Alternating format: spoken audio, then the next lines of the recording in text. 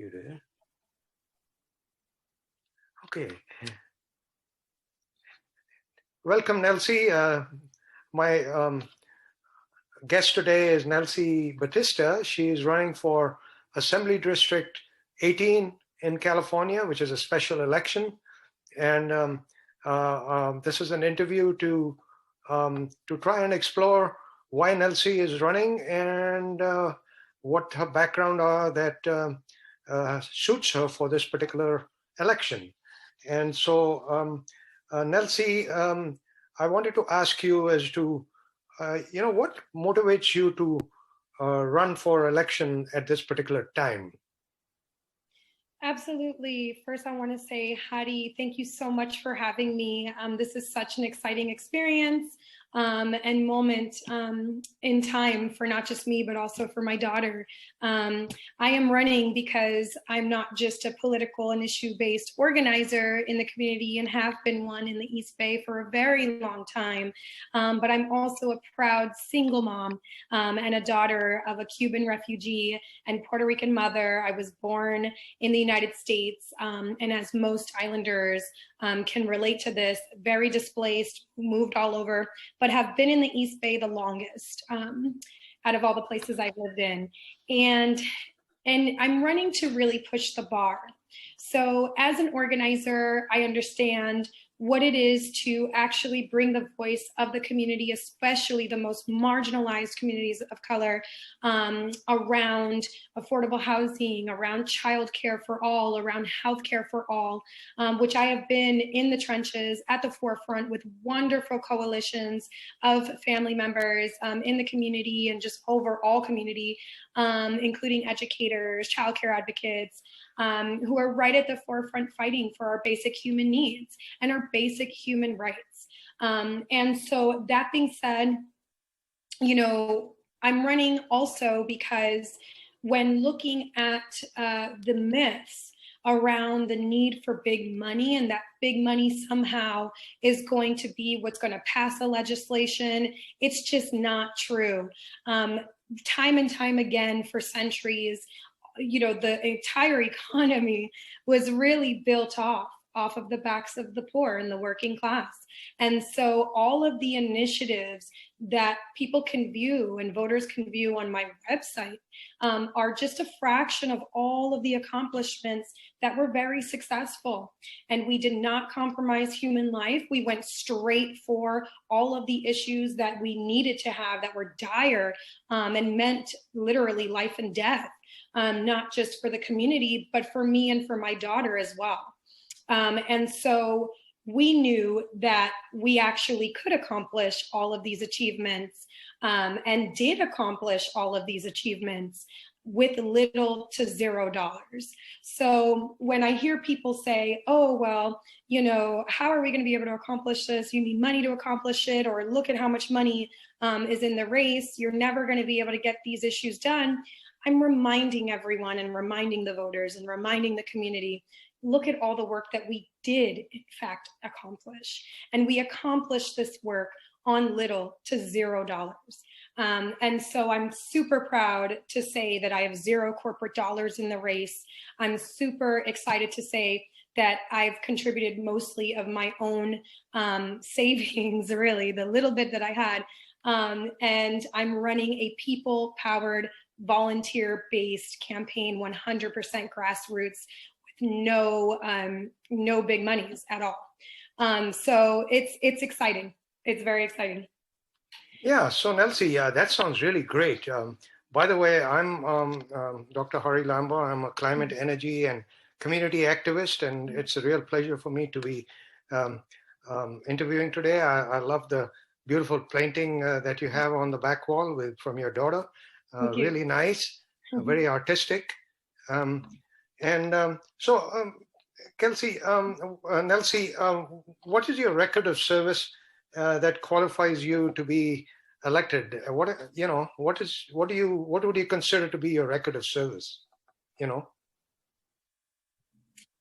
Oh, absolutely. So I've actually been very instrumental as I mentioned a bit ago, with the whole coalition on childcare for all, and achieving that in not only the city that I was residing in, Oakland, California, but also actually achieving it for the entire county.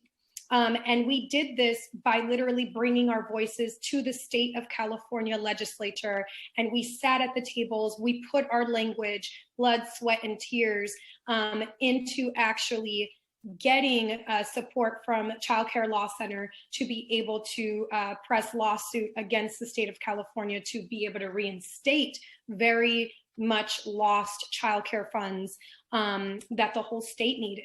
So not only did we win the child care vouchers back into the community where I was residing and am residing in, but we also won it for the entire state of California at the same time.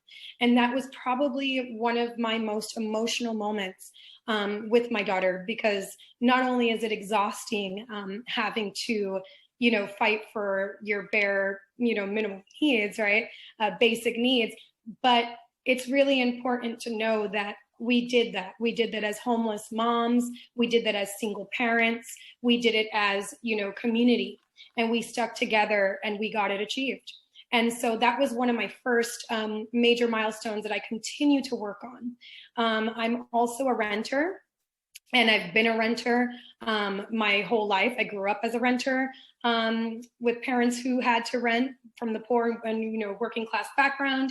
And so it's important to also know that I was very instrumental with a coalition of people in actually fighting for affordable housing every single time that it was literally brought to the table. We've had initiatives over the years that fought for residential treatment for not only the mentally ill, but also for the disabled. I've also been instrumental in fighting for SROs, especially around federal HUD, bringing federal HUD fundings in to actually expand to veterans, and worked with veteran housing developments as well. And so these are some of the issues that I look to continue to work on as we're going to see an influx of veterans coming home from the Afghanistan war.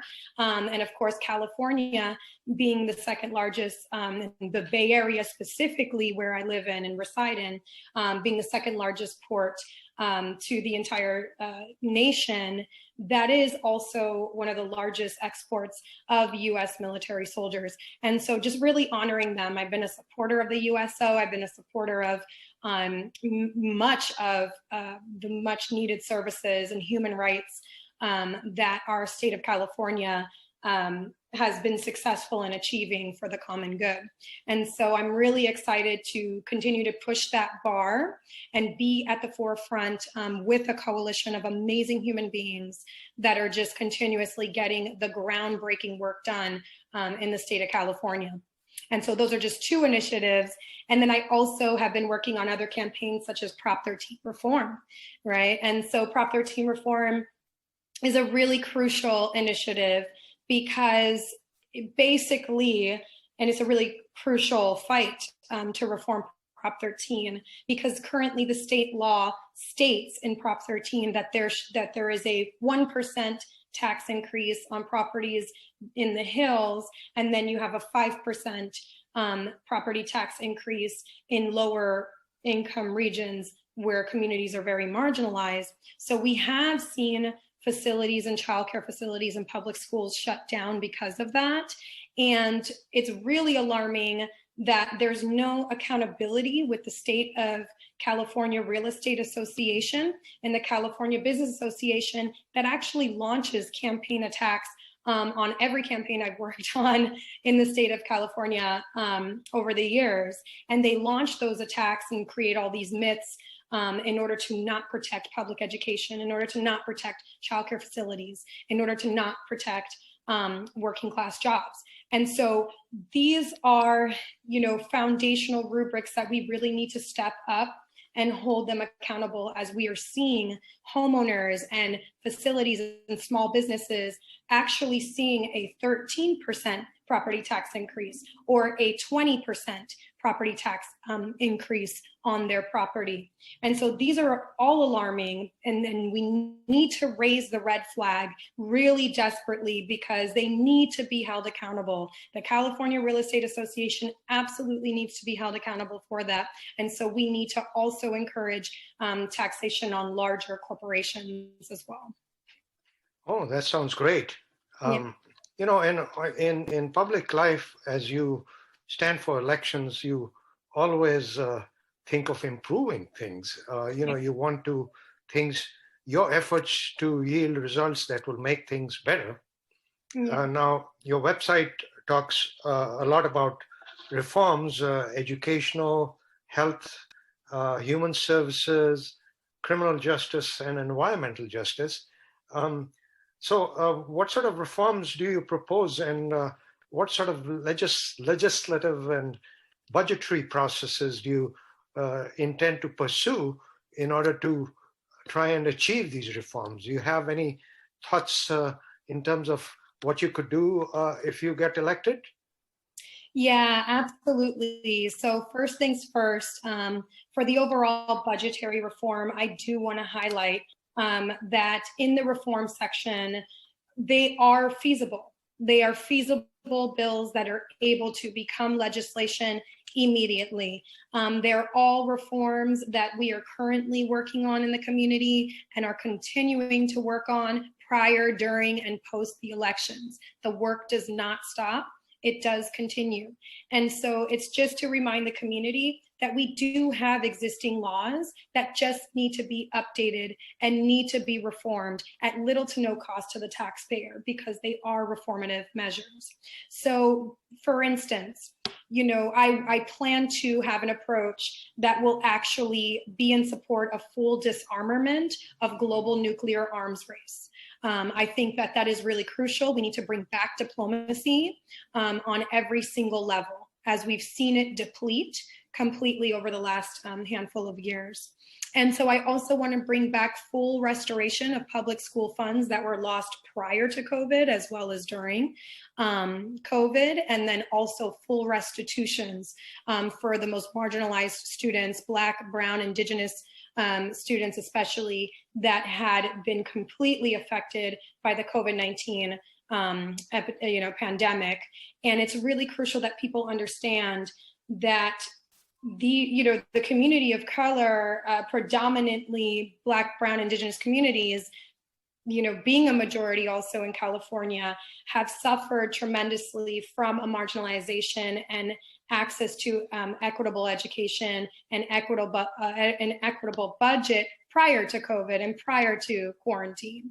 And so we really need to really push the bar and let people know that this didn't just happen during quarantine, right? So we truly are demanding full restoration for Black, Brown, and Indigenous students, especially public school students and those with disabilities, as the rise of recidivism has always been also another pandemic in our community. And then also aside from that, I also do want to also have full restitution and restoration of the childcare facilities that were lost in the community. Without childcare, we all know there is no workforce. And our governor knows that, our legislators know that, and that's why we've been able to champion childcare every single year, is simply because of the notion and the knowledge that without childcare, you cannot go to work. I cannot go to work if I do not have quality childcare. And so full restitution of childcare facilities that were lost, including that of single childcare providers that are in fact trained.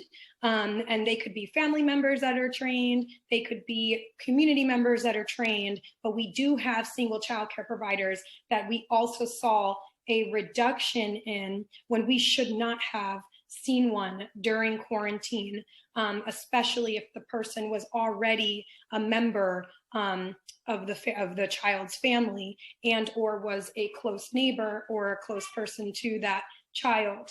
There should have been more support, not less.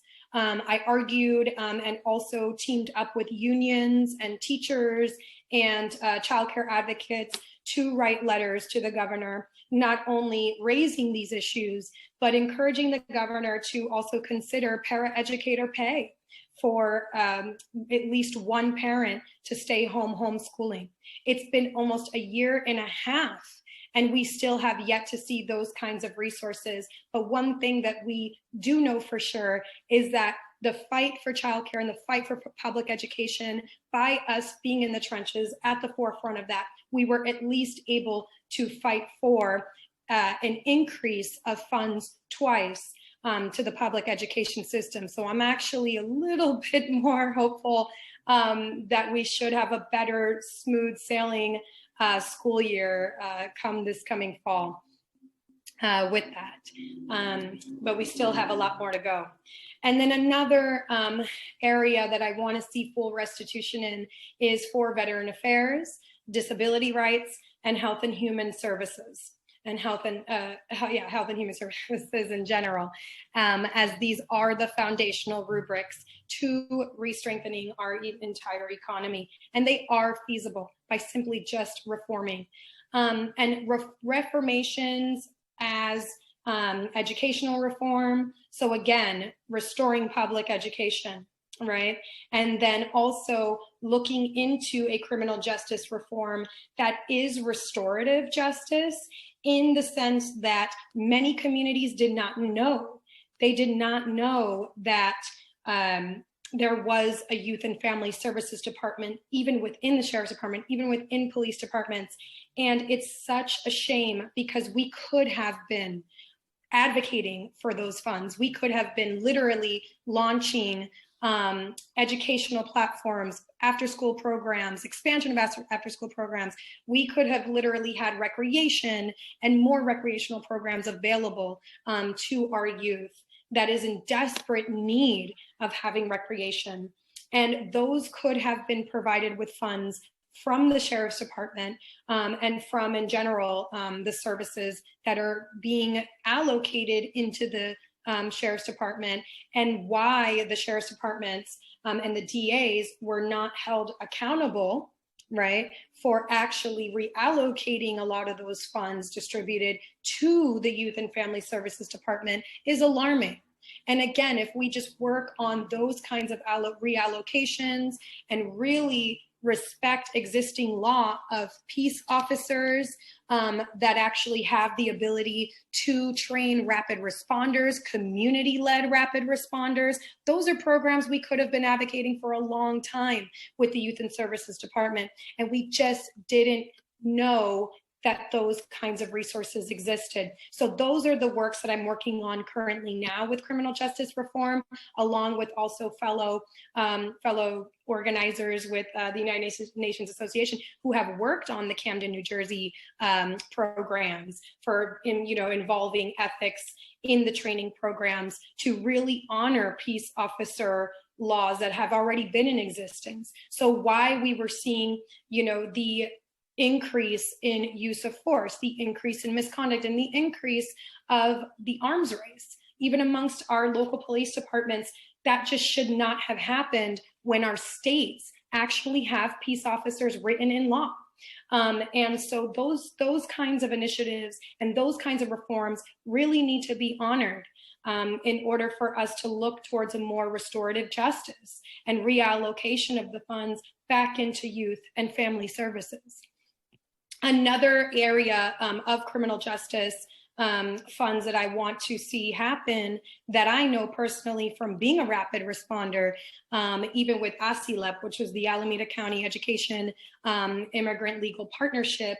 I was one of the first 8 rapid responders for any immigrant person who was facing a detaining situation or detention. And so being present, recording what was happening, being able to report it back to a lawyer that was provided free from the county in order to take their cases. And so being at the forefront of sanctuary cities, being at the forefront of sanctuary state, that's been really instrumental in taking the milestones, the foundational milestones, towards us actually being able to see reformative justice, even with ICE, right? And the abolishment of ICE. And so to see a future where we can actually have these things really happen in order to put the monies, again, back into youth and family services, as well as rapid responder services. And so I feel that by abolishing ICE, by looking towards these kind of restorative justice issues, we are in fact actually going to be able to see more rapid responding programs, including the increased pay of a firefighter. It's alarming that California, with all the wildfires that we have, it's alarming that a firefighter makes $20 per hour or $23 per hour starting pay. I think that's absolutely just horrific. And that's on top of whether they even go towards the prison system or to the jails and pull inmates out and pay them $2 an hour to go fight in the wildfires. So these are all really alarming foundational issues that California has faced since 1850. Right? Where you had a mecca of slave owners literally migrating here to escape the abolishment of slavery in the United States. And so we need to tackle systematic slavery, institutionalized slavery that still in fact exists.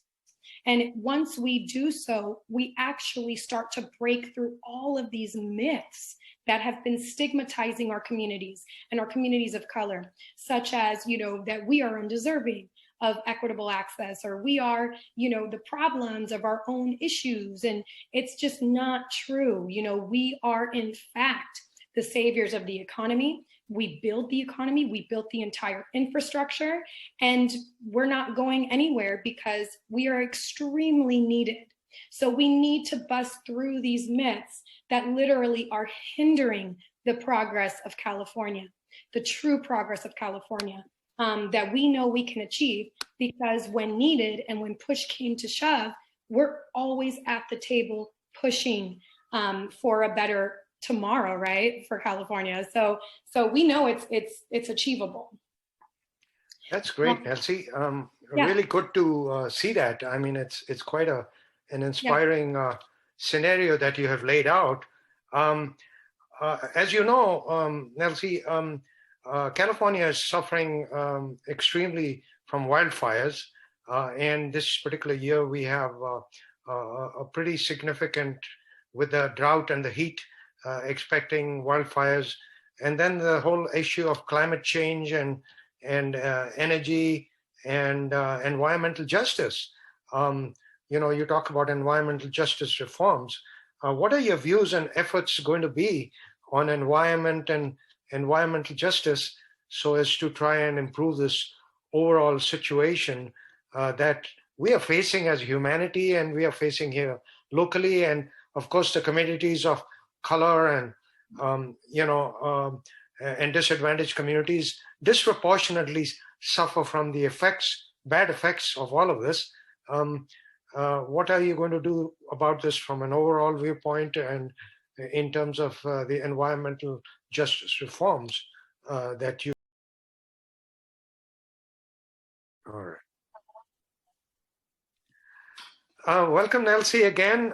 This is the second part of our interview with Nelsy Batista, and this basically in regard to the fact that she is running for Assembly District 18 and in California.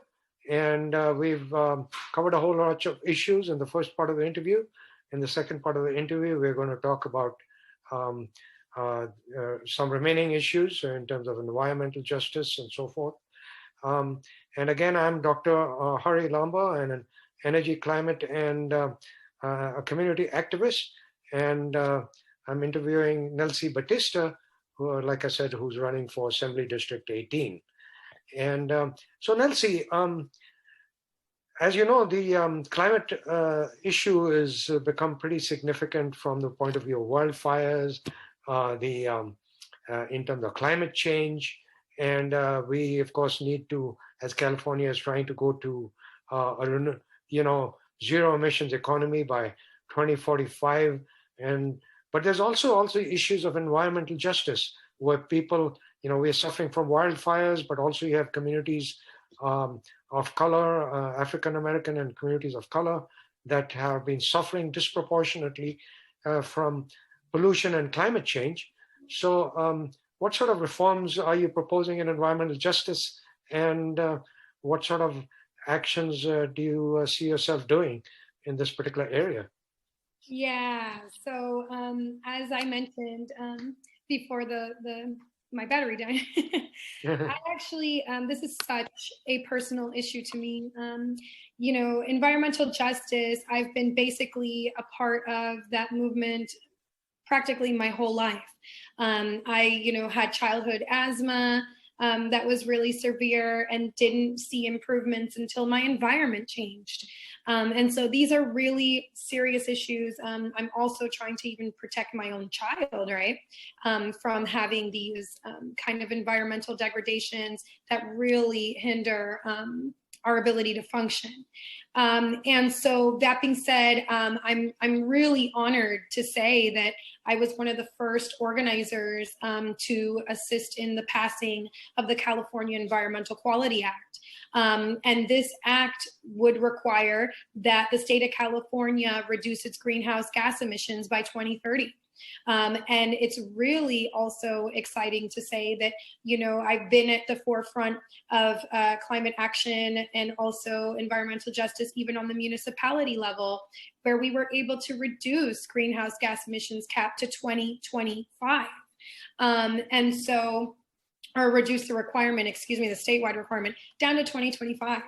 And so my goal is going to be, as it currently is also, is to assist the community, the business and commerce community, and including also, families that are struggling around affordable housing and homelessness, as these all are intersectional issues, right? And the environment is equally a part of all of our justice and reformative justice issues. So that being said, I do want to assist our Port of Oakland, for instance, in reaching its 2025 greenhouse gas emissions requirement.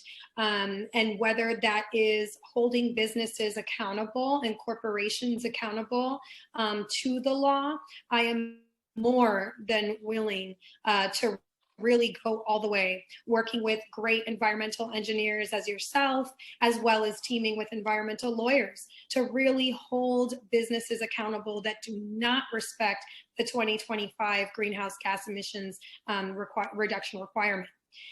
Also, in my environmental justice reform that you can view on my website as well in my reform section, you will see that I'm also arguing for zoning equity to provide tax incentives for homeowners, building more cooperative style living and cooperatives, as well as affordable housing complexes, not just near transit, but in general, as we need to start also in providing incentives to engaging the community in more rooftop gardens, urban agriculture, and allowing zoning rights for backyard farming. There are abilities for us to do so, as well as even planting more trees that have fire resistance, a natural fire resistant quality to them. So there's all of these kinds of reformative steps that we can in fact take, and we've seen many other nations accomplish them. I believe, thankfully, with the Green New Deal, we can start to see more of the funds for a green infrastructure and even a green transportation infrastructure coming down to the state of California. I'm also really honored to say that I'm working on ultralight rail, freight, and transit, pushing for solar-powered transportation systems that can become solar feeders to our existing traditional transportation platforms, such as BART, Bay Area Rapid Transit, such as AC Transit, which is our bus systems. And it's important to know that we have the environmental engineers who know and have done this research and this foundational groundbreaking work that actually can show that solar power transit is also a fraction of the cost of electrical. And then, of course, is also more affordable to in providing solutions to our traditional transit systems, simply because we will be getting a reimbursement back to the community. Platforms can become solar feeders to where we can provide, solar powered light systems on the streets, right? Street lights. Save a lot of electrical, a lot of energy costs on the cities, right? And on the counties, to where the platforms are located. They can also provide free Wi-Fi to the surrounding libraries and affordable housing developments. They can provide solar power to the charging stations that are at the train stations, as well as the bike stations. And so we have all of these, and the go-karts, whatever they call the scooters. I haven't even been on a scooter yet, but hopefully one day. I started skating again, but not scootering. Exactly. And so, just really being able to be more open towards innovation when we already had the research right here. I mean, we live in an area that has Silicon Valley, that has extremely educated engineers and solar powered engineers. And so it was an honor for me to also reach out to, fellow members like even in Sierra Club, and reaching out to, fellow organizers, even with Sunrise, who are literally pushing the bar on the federal infrastructure bill to making it more green. And so I'm going to be supporting 100% the decisions that are going to be made by community organizations and community members that are within such organizations to be able to push the bar on environmental justice and literally hold businesses accountable and the state accountable for actually being able to implement such reformative steps. I also plan to encourage a Green New Deal fund or foundation, as again, we have so many wonderful enviros right here who have been sitting on developmental projects, green projects, green workforce development with California Environmental Protection Agency even, and a green workforce development strategy and training facilities. And it would be really nice to actually see a fund be available where we can have our green workforce development organizations and green engineers and more green developers actually be able to apply, right? And ethical ones, community-based ones that are going to be able to actually apply for a grant in green infrastructure. And so these are all very feasible to do. Our state's going to back it. Our state definitely supports these issues, and we just need to make sure that they are respected, and that we hold those, including those of real estate association or business association that, of California, that might want to push back, right? And keep expanding the greenhouse gas emissions cap. And it's like, we can't afford to expand it anymore. And then, of course, with the growing homelessness that we have seen over the years, it's important that we know that this is a public health crisis. And so environmental crisis is a public health crisis, and it needs to be seen that way, and more efforts need to be done with the resources that we currently have and the educated people that we have on environmental policy.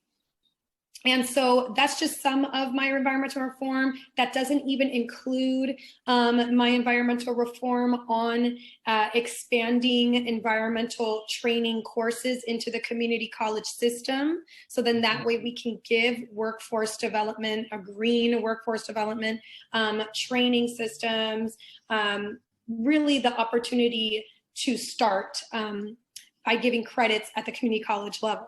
I also want to implement permaculture in the K through 12 system and have K through 12 educational system be able to train children from a very young age on what permaculture is, what it looks like, how it can literally be used, not just to save our entire ecosystem, but to actually use it as healing, right? As we've seen many people struggle with tons of chronic illnesses, it's forced many families to have no other choice but to start looking for other alternatives, incorporating more homeopathic alternatives into healing.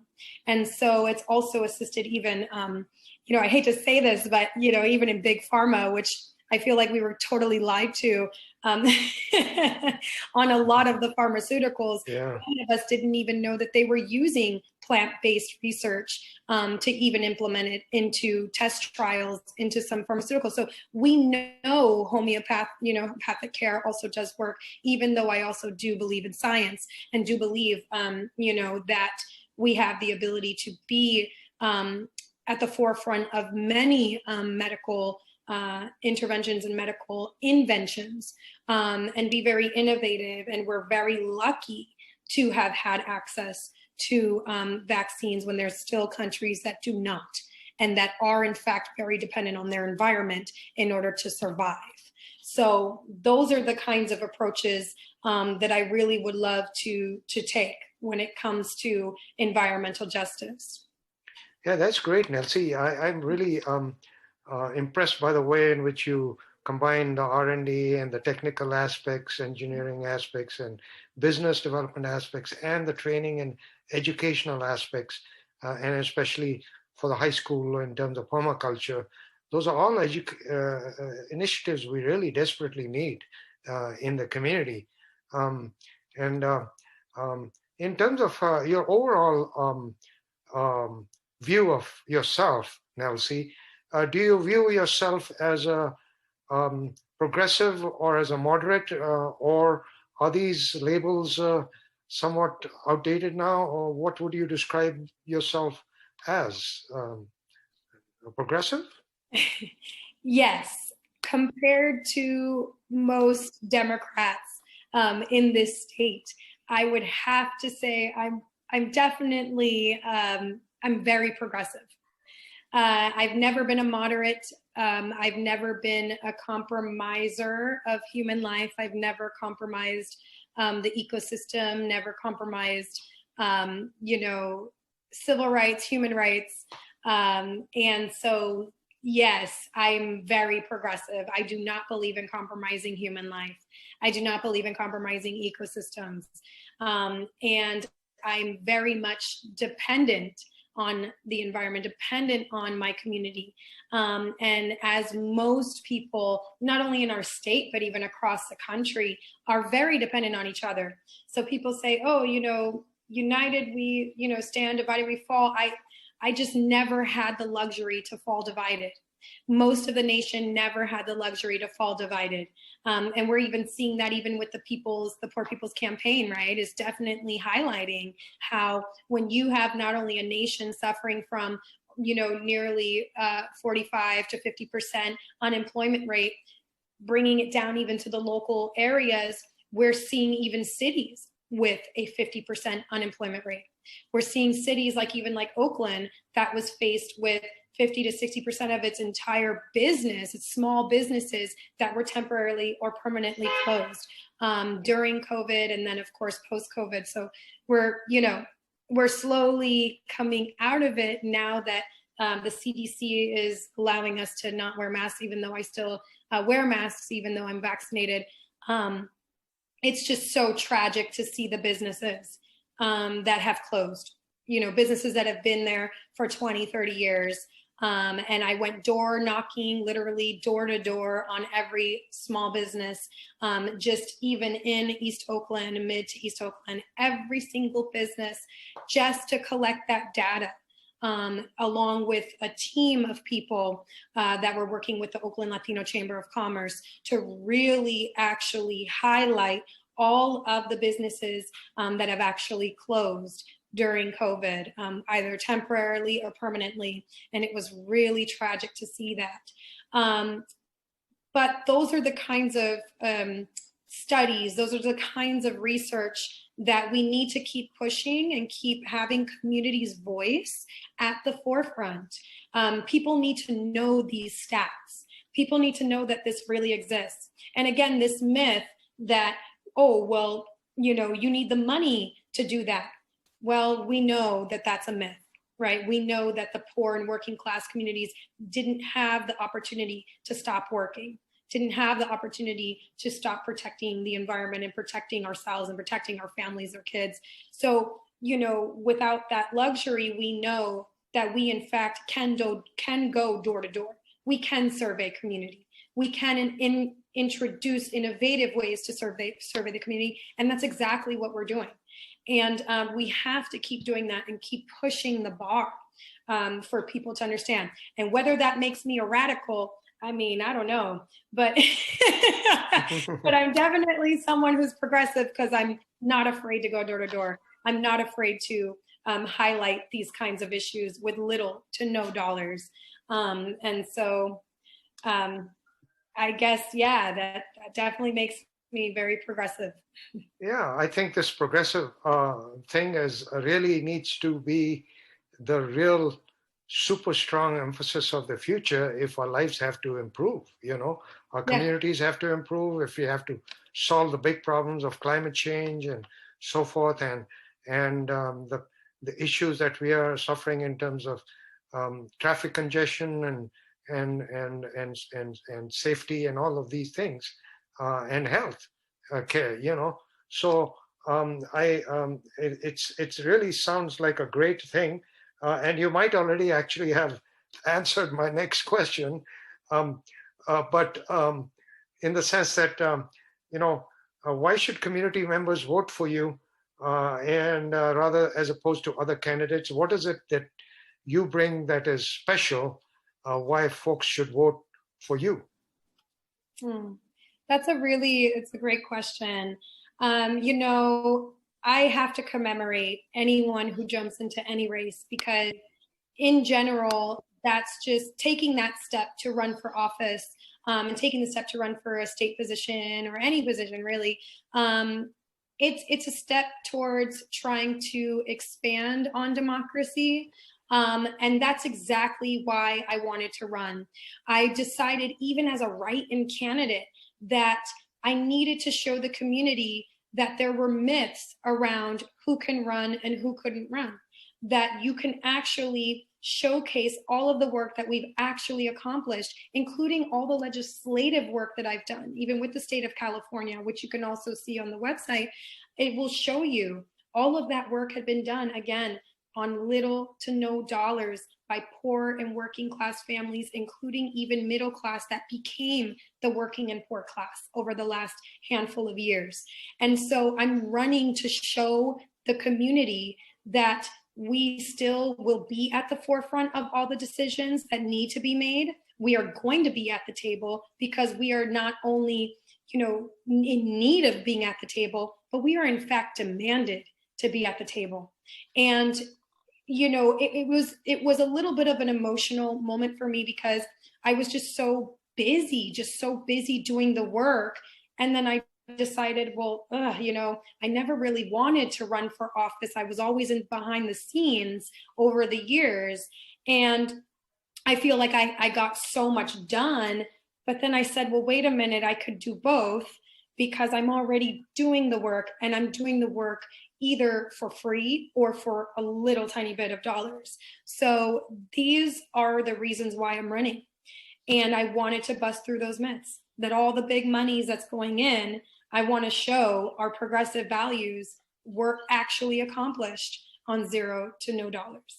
And of course, the reformative section that I have, these are all actual feasible bills that in fact can be accomplished. They are being worked on right now. Some of them have been reformed over the years, which I've also been a part of with the state legislator and encouraging state legislator to actually be able to, you know, implement Medicare for all or expansion of our Medi-Cal system. I've been an East Bay organizer for single payer for years, been at the forefront of the first No Coal in Oakland campaigns, you know, been at the forefront of many of our, quote unquote progressive, agendas, even with affordable housing, basic human rights.